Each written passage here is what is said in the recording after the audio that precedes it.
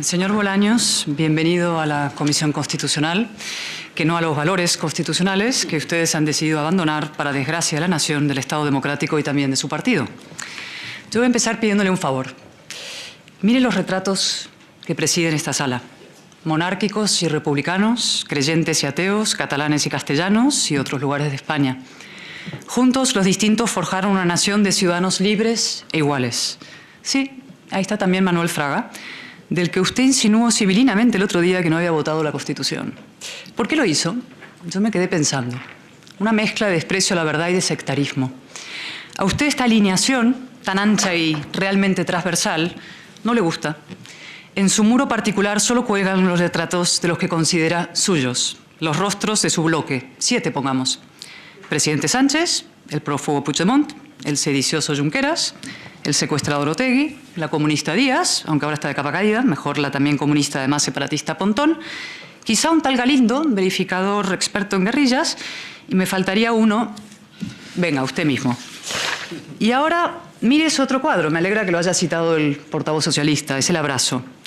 Es el símbolo de la concordia, de aquella conmovedora concordia constitucional que alumbró los años más justos y fértiles de la historia de España, a esta corrosiva discordia destituyente que ustedes promueven, del abrazo de la transición al abrazo entre Sánchez y Puigdemont. Y yo le pido, y seguro que lo hará en su réplica, que nos cuente cuándo se va a producir la ansiada foto, cuando por fin haya encarrilado la amnistía.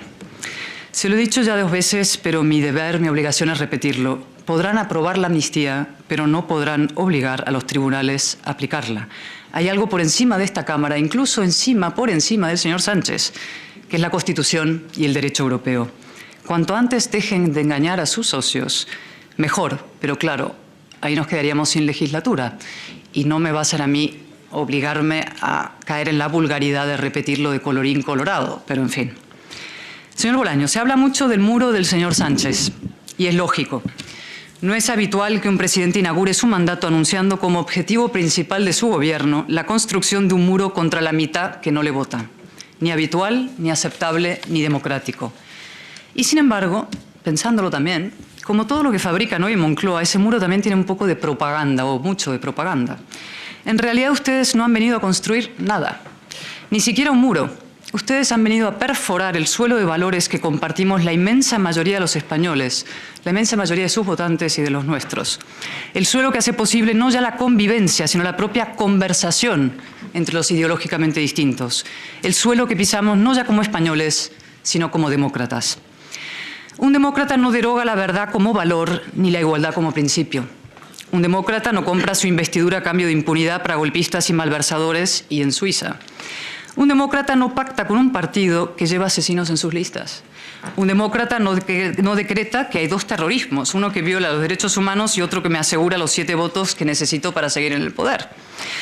Un demócrata no ataca y señala a los jueces y mucho menos legisla contra jueces concretos, como pretenden hacer ustedes con la ley de enjuiciamiento criminal.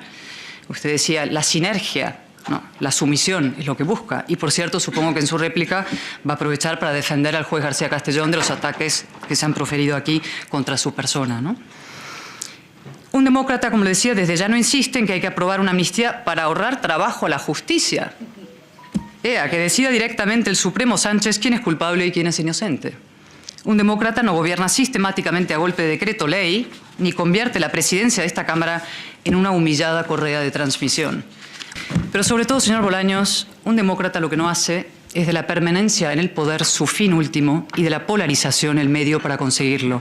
Insisto, el poder como único fin y la polarización como programa.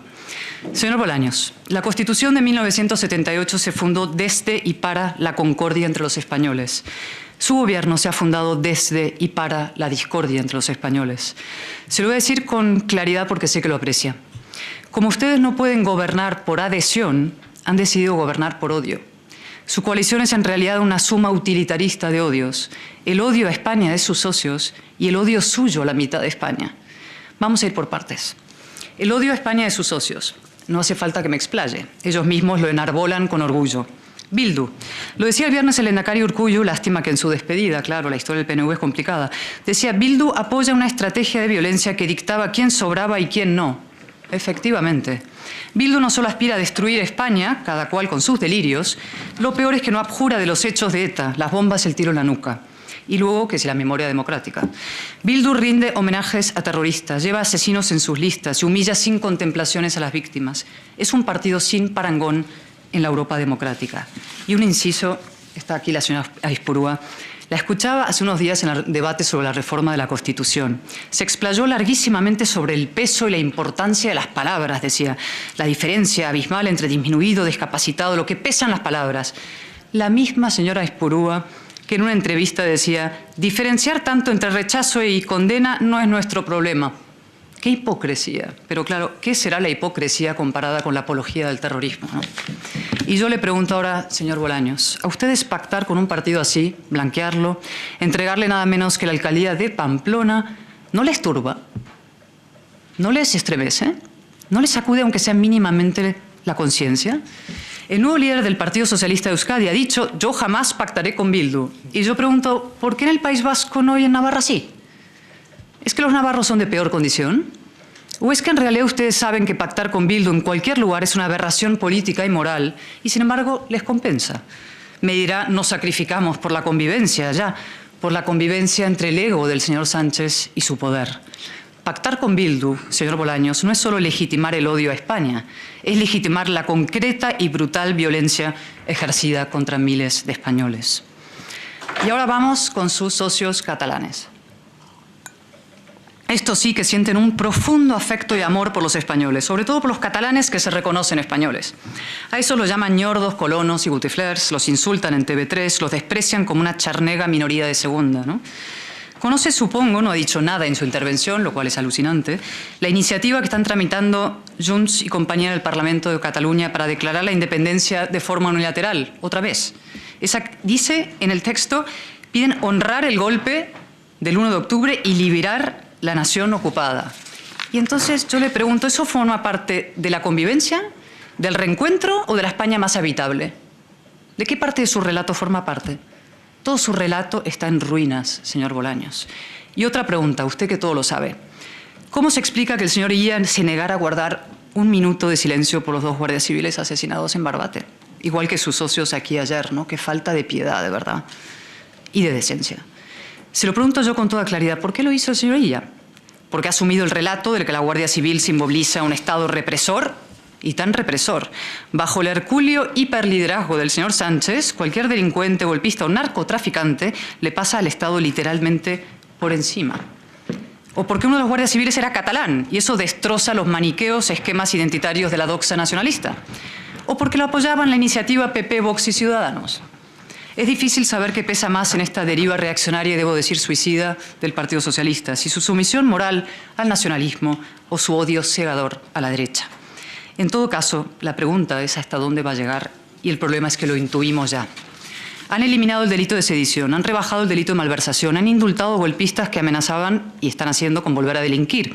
Y ahora pretenden amnistiar a un prófugo cuya obsesión vital es la derrota total del Estado español y que está investigado por terrorismo, malversación y alta traición en complicidad con Vladimir Putin. Eso va a sentar divinamente en Europa, por cierto. Si hablamos de la amnistía, con quien pactas con prófugos de la justicia y con delincuentes para atacar nuestro Estado de Derecho y aprueba leyes en contra de la Constitución. Y esto, señor Bolaños, en ningún caso puede favorecer la convivencia. Más bien se está premiando de forma corrupta a quien ha amenazado, a quien ha roto y a quien seguirá rompiendo la convivencia. Y sin justicia, señor Bolaños, nunca podrá alcanzarse una convivencia pacífica. El mayor bien que un gobernante debería perseguir es la unidad y la convivencia. Han demostrado, señor Bolaños, ser capaces de todo para mantenerse en el poder y, además, el ejercicio de ese poder no es inocuo.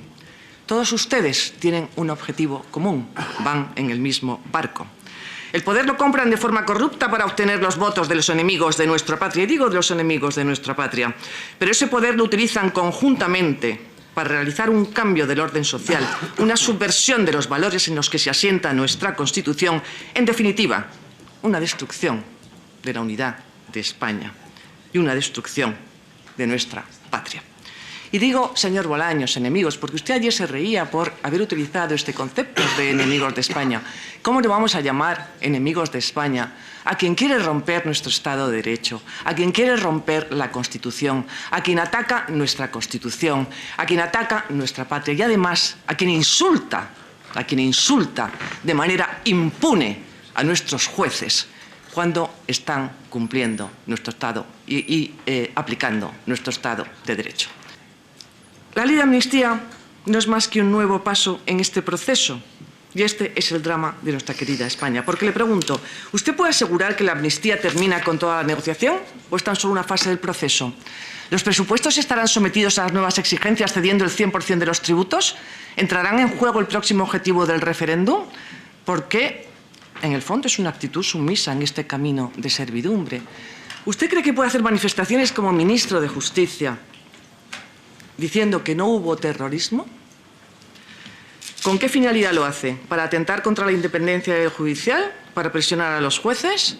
No creo que como ministro de Justicia usted debiera hacer eso.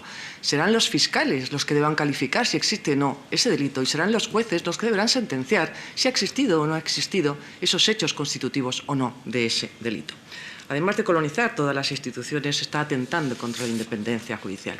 Muchas gracias por ver el vídeo. No te olvides de suscribirte, darle me gusta y activar la campanita. Nos vemos en el siguiente.